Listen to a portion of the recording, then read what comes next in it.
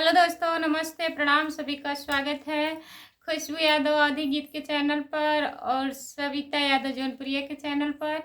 तो हम लोग चल रहे हैं भजन गीत सुनाने आप लोगों के बीच में। एक बहुत पुराना भजन गीत है, आप लोग जानते होंगे, सुने भी होंगे। प्यार से सुनना दोस्तों सब हम लोग चल रहे हैं सुनाने। तो आप लोग को अगर अच्छा लगेगा तो चैनल सब्सक्राइब कर लेना, शेयर कर देना और सपोर्ट करना। लास्ट वीडियो तक बने रहिएगा आप लोग। फूलवाही तोड़ी से बरी, फूलवाही तोड़ी से बरी, राहिया सजावई रामा, राहिया सजावई रामा। वाही रहिया आई है भगवान से बरी के द्वारे, यही रहिया आई है भगवान से बरी के द्वारे। कूस के चटैया से बरी, कूस के चटैया से बरी, झारी झारी बिछावई रामा, झारी झारी बिछावई रामा।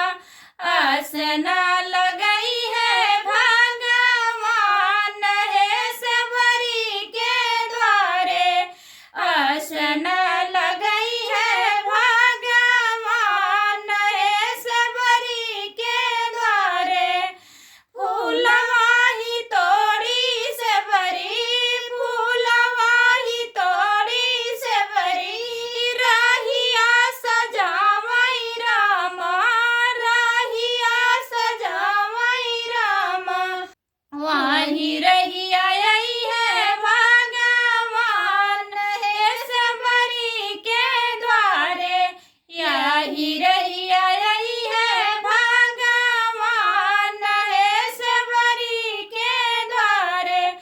पक्की पक्की बैरिया से बरी, पक्की पक्की बैरिया से बरी, तोड़ी के लिया वही रामा, तोड़ी के लिया वही रामा। भोगवा लगई है भगवान से बरी के द्वारे, भोगवा लगई है भगवान से बरी के द्वारे।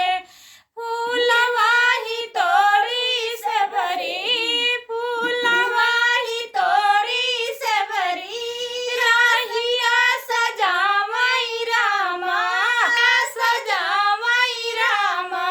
वाहिन लगई है भगवान से बरी के द्वारे, आसना लगई है भगवान से बरी के द्वारे। बाय बाय दोस्तों।